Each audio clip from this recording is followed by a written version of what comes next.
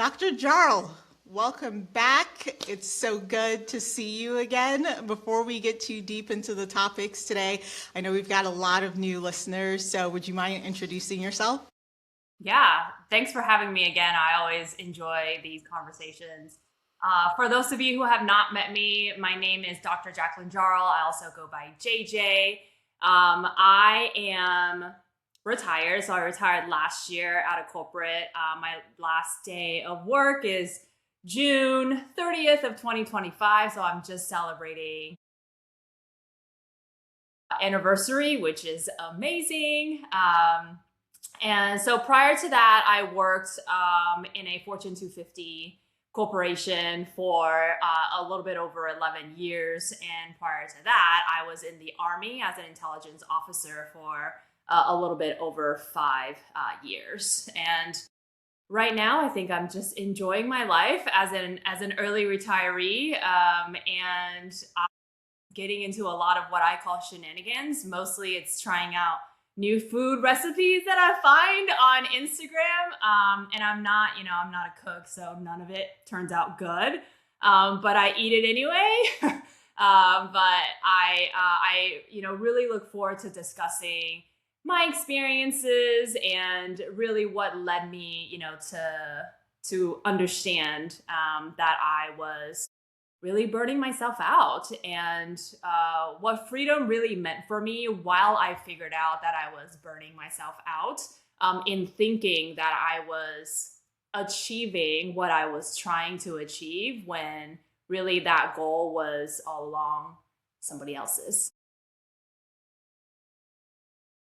I mean, I love your intro because you're obviously very young, and we're not going to violate any social rules here by telling people your age.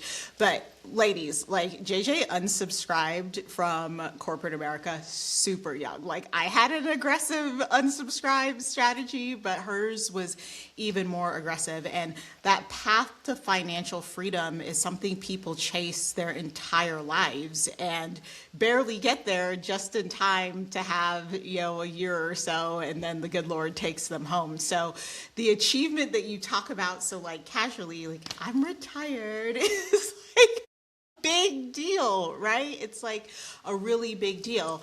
And for the audience that don't know us well, first things first, go follow JJ's page. If you're not following her already, follow her on Instagram or on LinkedIn and learn all about how she achieved financial freedom.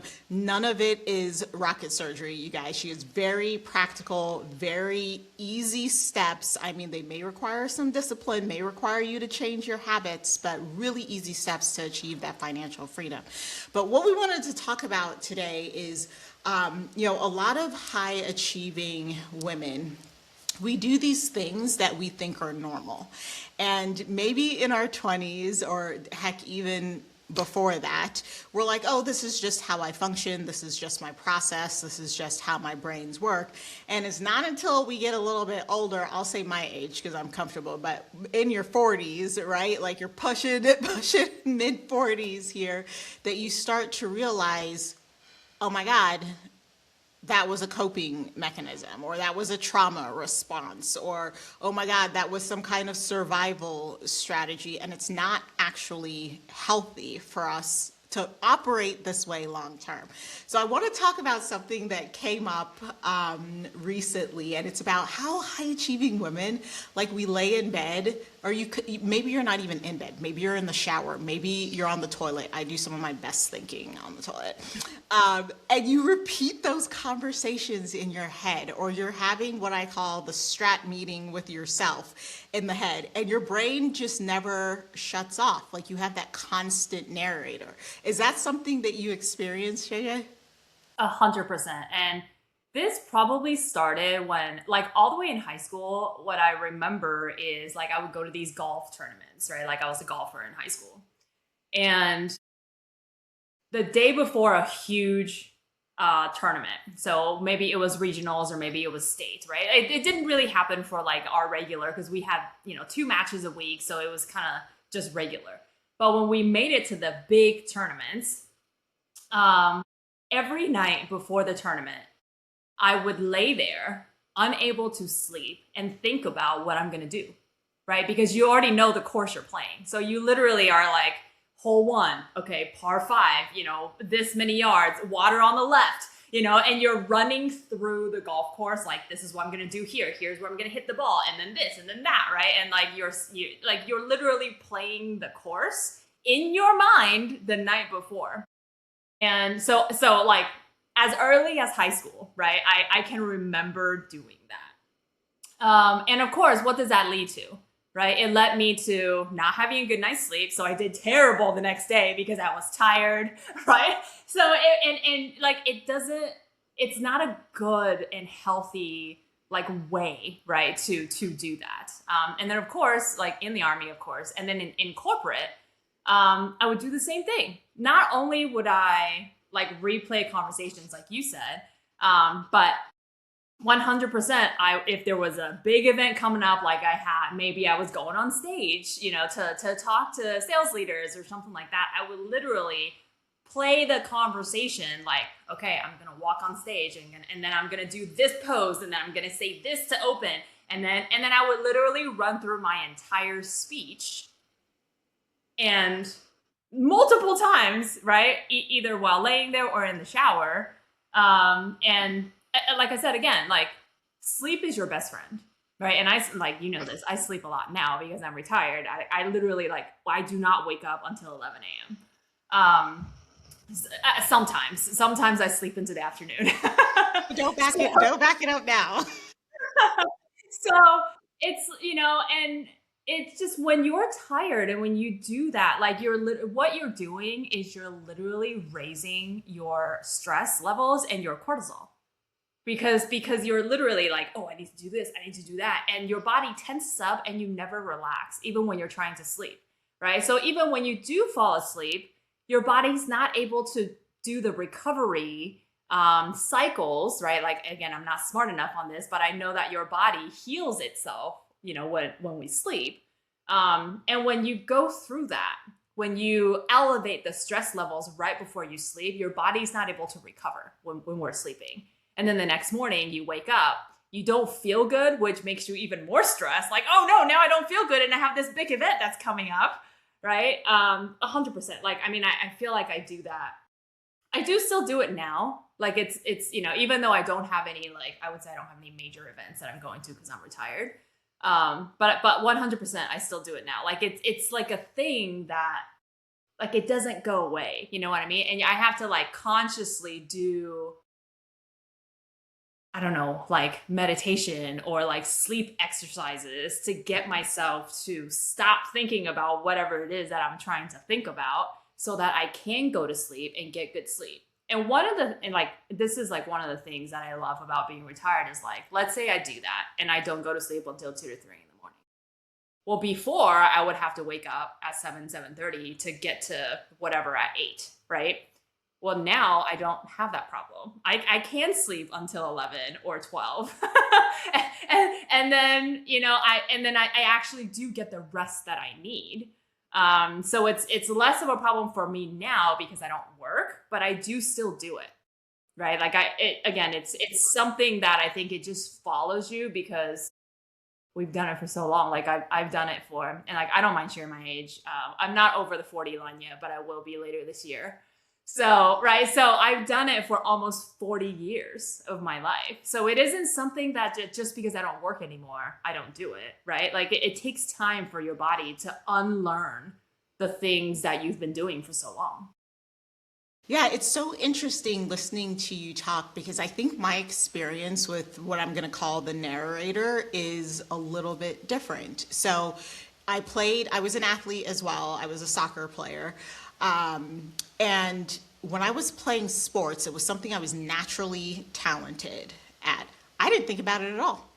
There was no planning, it's almost like I hit the field and I just let my body do what it does best and it worked out great, right? I didn't calculate. But I found myself when I was doing my coursework, so I was an engineering student, And when we had to present any of our coursework, or if I was struggling, like one of the worst classes of my entire life was differential equations and thermodynamics. Those two classes, I still don't know why I had to take those classes, PS. Anyways, when I was studying for those classes, I kid you not, I had a roommate, Jane Carley. Jane, if you're listening, shout out to you, girl. She had to live with me in the worst of conditions. But I used to keep a little notepad by my desk because it was like my brain was still going, even though I was asleep, which meant that I actually wasn't getting good sleep, to your point. My brain was still solving problems while I was asleep. And then the answer would come to me in the middle of the night, and I would jump up and like write it down on my notepad, like turning on the light, pissing Jane off. Right? Like writing this stuff down in the middle of the night. And as I got older, what would happen to me is when I was in the military, let's say, so I was an engineering leader in the military, and my last tour of duty, I was what the other branches call a Chang or a chief engineer. You know, I was the head of the engineering department. And whenever we had some like big maintenance to do, so we had to take apart the engines or we had to cut a hole in the boat somewhere, that I would plot at night, like, okay, this has to happen first, and then this has to happen, and who's responsible for this, and do I know when this is ending? Do we have all the parts here? Oh my God, are we over budget? Like I would calculate in my head to make sure that I didn't miss a step. And that, oh my God, continued into corporate. And then by the time I was in HR, oh my God, Jacqueline, it was like a nightmare. Like my brain never shut off because I was always like trying to calculate how this conversation with this employee was going to go. Or did I give legal enough information the last time we were together? Or, oh God, I have a deposition coming up. Do I know what I'm going to say? Am I firm about the dates? Did I miss any details, right? And it's like the narration got so loud and so bad that I vividly remember having a conversation with my husband, like, man, my brain just like, it is not quiet in there. It is so loud. And he was just like, it's loud? Like, what does that mean? And I'm looking at him crazy. You don't have a voice like in your head going all the time? And he looked at me with concern, JJ. He looked at me with concern and was like, it's quiet. Like, I don't have whatever you have, I don't have it. And that was my first clue that something was not quite right. Right? Yeah. Yeah. It's funny that you say that because I used to wear it as like a badge of honor. You know, like I was so proud of it, right? Like I used to tell people because I used to send out like the same thing. I would lay in bed and right before I'm about to fall asleep, I would somehow get all of these grand plans, right? Like about what to do in the future. So of course, now that I'm like, ooh, now I have to get up and I have to like either write it down or I have to like send myself an email or something so I don't forget by the time that I wake up. So this would be like 2 a.m, right? Something like this is, you know, back when in corporate days. And I used to say, again, I used to wear it as a badge of honor and say, oh yeah, I do my best work right before I fall asleep. Like I used to be so proud of it. And like, unfortunately for me, my partner is also like this. So he literally cannot, like, he needs to listen to like a podcast to fall asleep because of the voice that is so loud in his head. So I thought it was normal. I'm like, well, everybody I know does this. My partner does this. So it must be normal. Like it must be just what people do. Right. And it's not like just because the people you know all are suffering from the same thing doesn't make it normal, doesn't make it right. We are all burnt out. So, and that's like the other thing, right? Is like most high achieving people hang out with high achieving people. We're friends with other high achievers. So when we're like going through these, oh, well, I'm experiencing this. Are you experiencing it as well? And everyone's like, oh yeah. And then you think, oh yeah, that's normal. Like, right. Like I'm not the odd duck out. No, it's not. Like we're all we all have issues, It's like right? collective psychosis, right? Yes. Yes. It's community mental Yes. Yep. syndrome. Health So crisis. Yeah. 100%. what do you think, JJ? So I came across, I'm a lover of neuroscience, and I came across this article, and I can't remember who wrote it now, but they basically said that what creates the narrator in our heads is because we're not safe. We don't feel safe. Mm-hmm. And so, because we don't feel safe, the narrator is actually a symptom of hypervigilance. So, we're like, we can't fail at this thing. We can't be wrong at this thing. So, therefore, I'm going to set my brain to calculating every possible infinite scenario before I go in to do this thing to make sure that I have plan A to Z. And I used to literally say those words that I pride myself on having plan A to Z so you can't like get me. I used to use those words like you can't get me. And when I read that article, it made so much sense to me because I'm like, well, shit, maybe they are right. Maybe I was not feeling safe.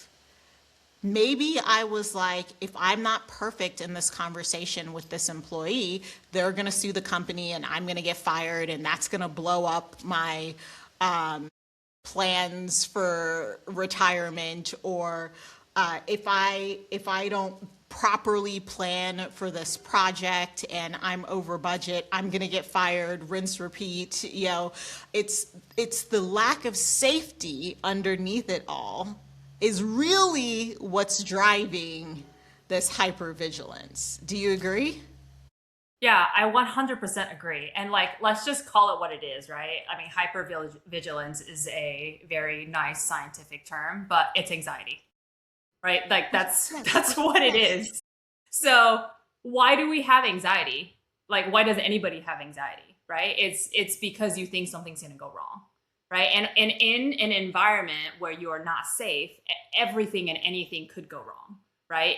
Out of your control. And I think that's really the root of anxiety is you feel like, right? And I know like a lot of, I first experienced anxiety when I like, obviously this is from a childhood trauma thing, but like in my, very Asian immigrant household, but obviously in the military as well, and in corporate environment, right? Where you just feel like you constantly, for me, is like, well, if I did anything wrong, I constantly might get fired.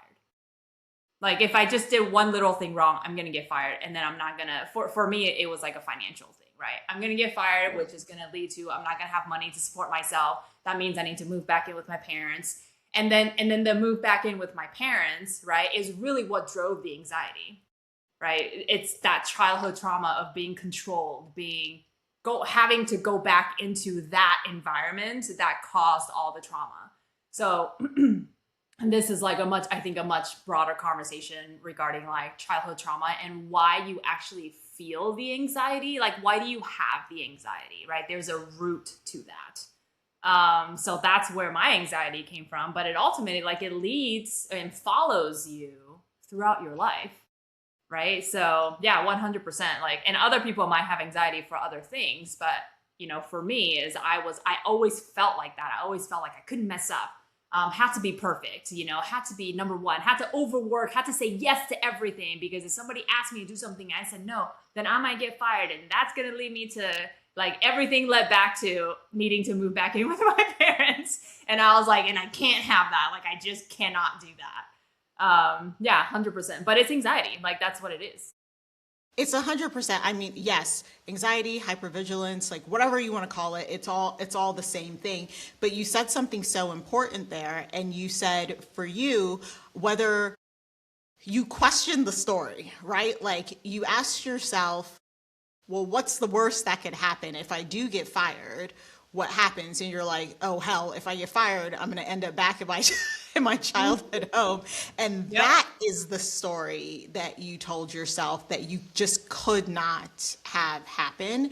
And for me, it's a similar story. Again, immigrant, first generation that migrated from the country. I was the first. I was the eldest daughter on top of that. So you guys, shout out to all the other eldest daughters out there, because we have our work cut out for us. But it's all the things.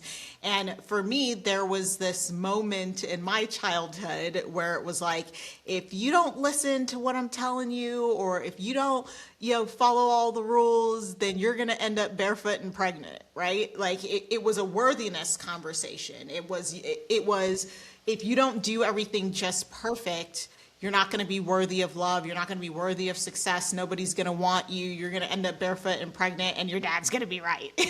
I mean, so it's like we all have variations of some kind of story. And you already said it doesn't have to be a childhood trauma thing, but something just by the nature of life, right? We have these experiences, we have these moments in our lives that then we create a story out of, and God bless us high achieving women, we will drag that story to the grave, right? Like we just do not let it go.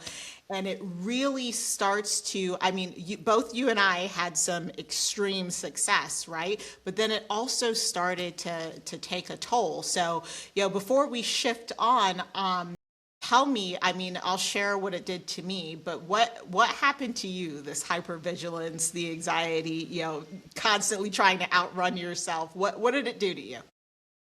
Yeah. So, I mean, several things, but I think I'll just name my top two, because we don't have all the time in the world here. So,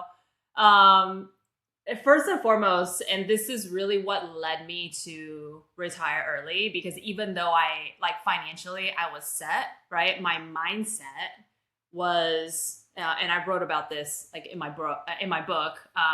In the epilogue of my book is when I finally pulled the trigger to quit corporate and retire early. I really had to come to terms with like, well, who am I outside of my salary, right? Who am I outside of my corporate title? And the reason why I kind of had these conversations is because I was having migraines so badly, like every single day. And I worked from home, right? So like my life was Teams meetings. It was on the computer day in and day out, 8+ hours a day. And I, like 2 to 3 hours into it, every day, I would get these terrible migraines. And it was like, I literally had to go in a room and like lay down with all the lights off, no noise, for several hours before it would even go away. And then as soon as I got back in front of the computer, within 10 minutes, it would come back. Right. So that was like I would kind of say that was my trigger to be like, okay, like this isn't normal. Like this is not normal. Like you need to do something about it. And then for the last couple years of my corporate career, I actually ended up developing like a very severe stomach ulcer that was there for 2 years. And I like literally last weekend, I just did a repeat endoscopy and it's finally gone. So 1 full year after I quit corporate, it's finally gone. Okay. So, and these are just like physical things, because when you put your body through the stress and the anxiety and all of that, like it's not just mental, right? Like your body takes the toll. Like hormones impact everything. Cortisol, in fact, impacts everything, right? So like I had chronic inflammation, chronic gastric inflammation because of the stress that I was under, right? And that caused the ulcer, and it wouldn't go away. Like literally every, all the doctors, and of course I'm like, I use Gemini and ChatGPT and all the AI stuff. I'm like, oh, like ulcer, tell me how to heal it, because this is what I do, right? Like, tell me how to heal an ulcer and I will do it so that it can heal. No, like, and they were like, oh, it usually takes, 8 weeks. No, like I had it for 2 years because like the stress, right? So that was kind of my physical issues, right? I would say my mental issues that led to physical health issues. And that was really when I realized, like, hey, if you don't have your health, you don't have anything. Like, and ultimately, when you put your body through that, you're going to end up with health issues. And this isn't like, I tell people, like, my migraines didn't start like in 2025 or whatever. It started in 2015.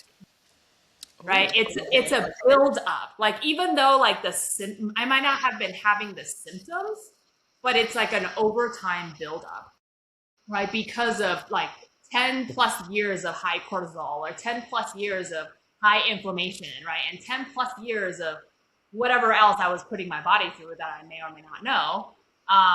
And then, like, because your body has really strong healing abilities, right? So like I said, every night we go to sleep, we try to recover and heal ourselves. Well, it gets to a point where your body literally cannot heal itself.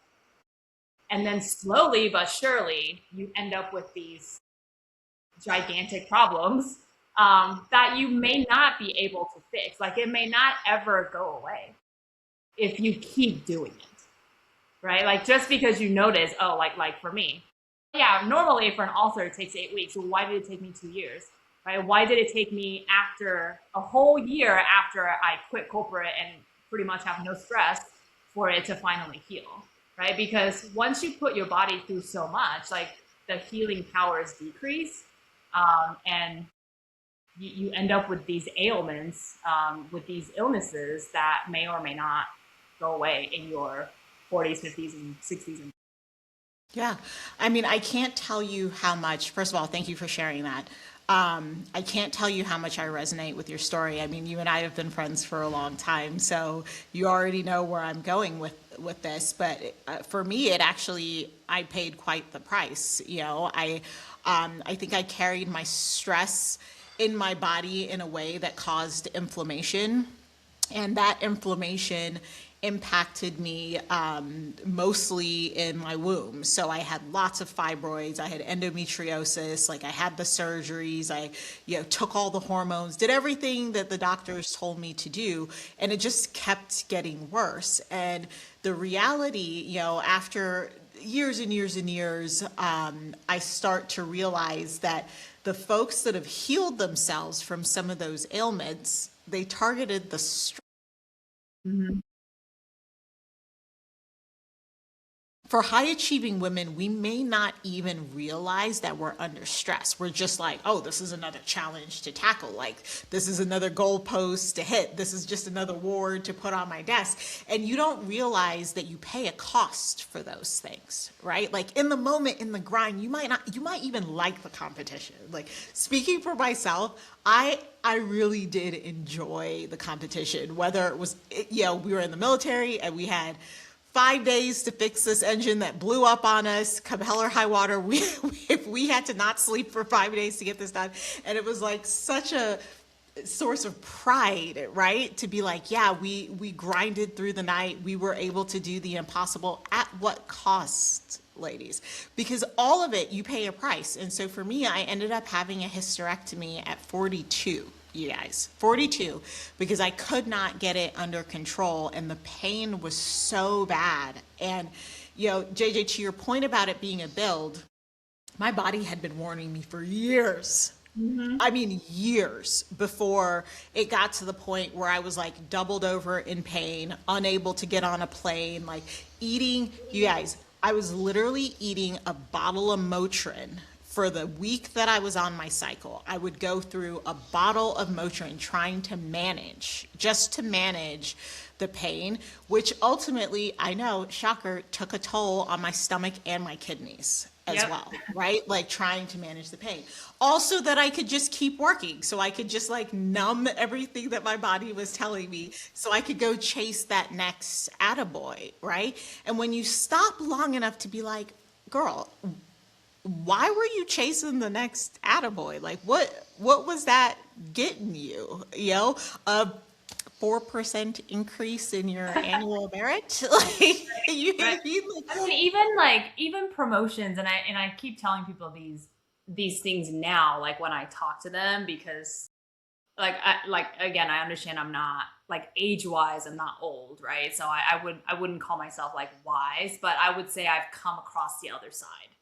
Right. So I keep telling people nowadays, like when I meet younger people, like I asked them truly, I'm like, well, what is it that you want out of life?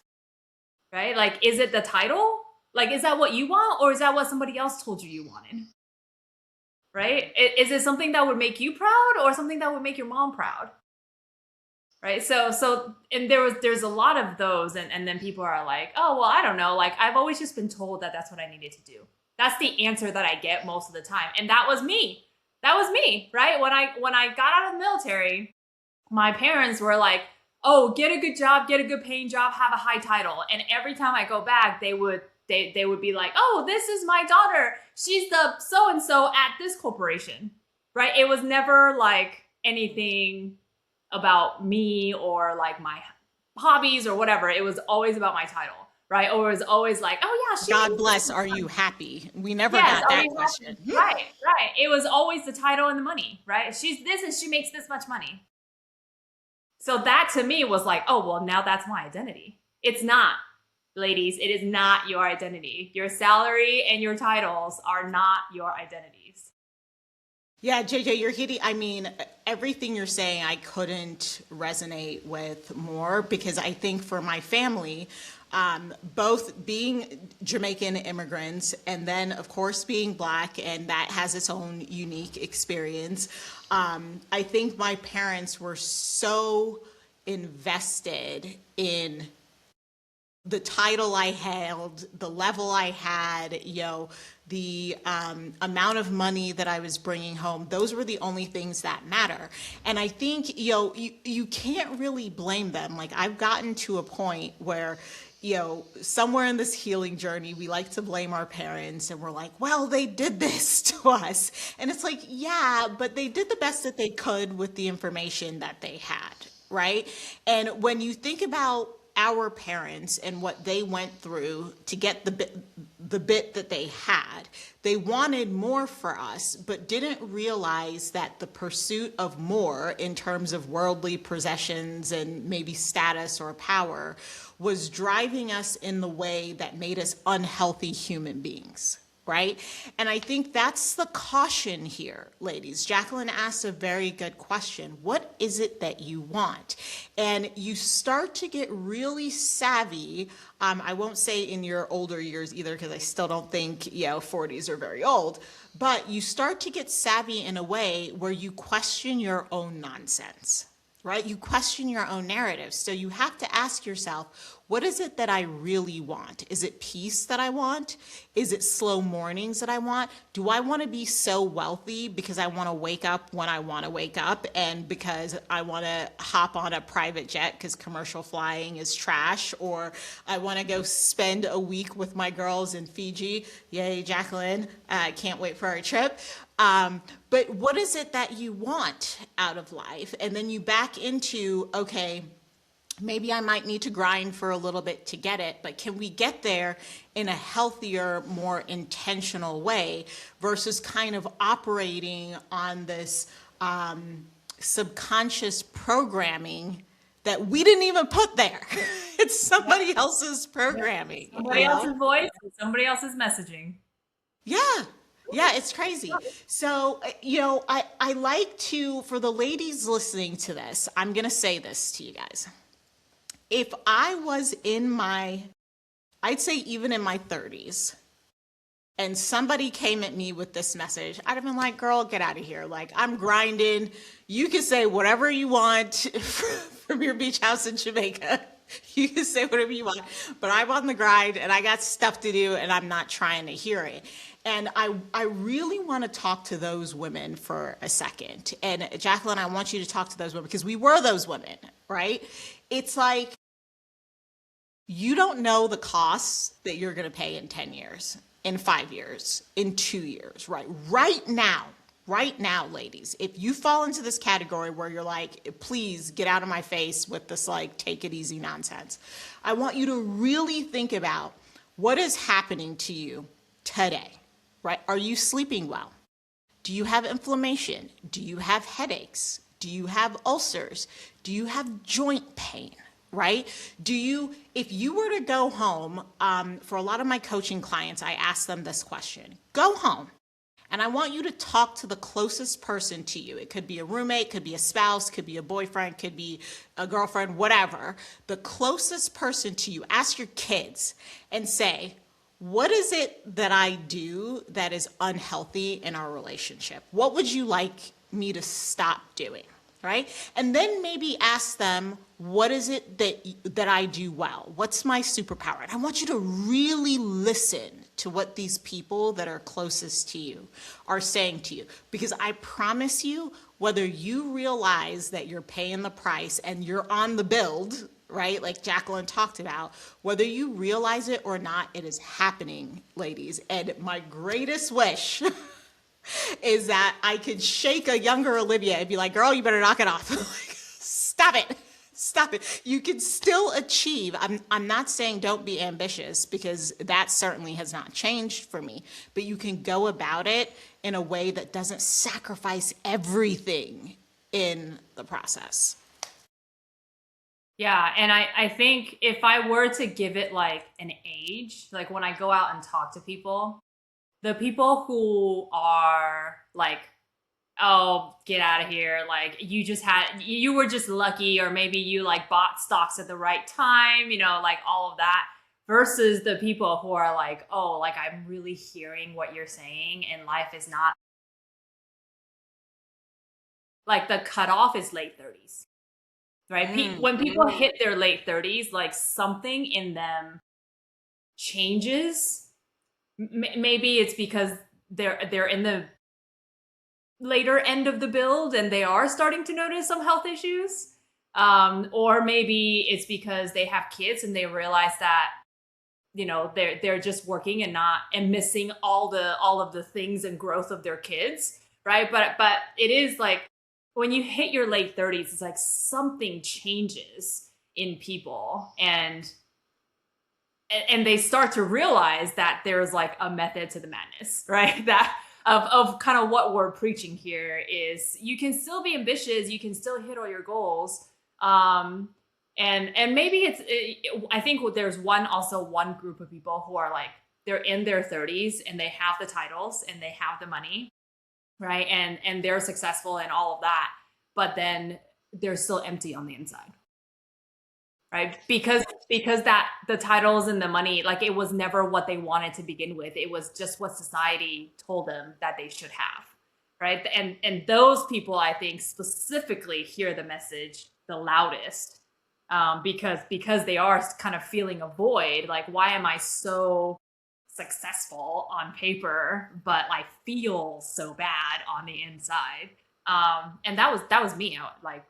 Olivia, Me too. like, right? Like, that was me. I'm just like, what? Like, literally for the last, I would say probably 5 or so years in corporate, like I would wake up every day. I'm like, what am I doing?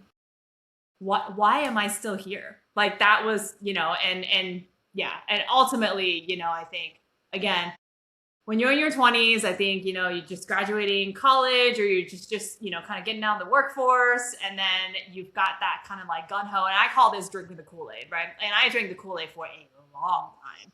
Like, mix the Kool-Aid. I was like, let me help you mix it. Yes, exactly. Like, for a long time. And we all end up getting like food coloring poisoning. Like, that's what this is, right? Like, we drank it for so long and so much of it. And we didn't know that we were poisoning ourselves with all the stress and all the anxiety, right? And all that stuff. I think, if I had to frame what we're saying in a way that's easily digestible, I would say this. The people that resonate with what I'm saying to them, just like you, JJ, are getting results that they don't want or they're not aligned to, right? Yes. And when I say results, you guys, what I mean is your life, right?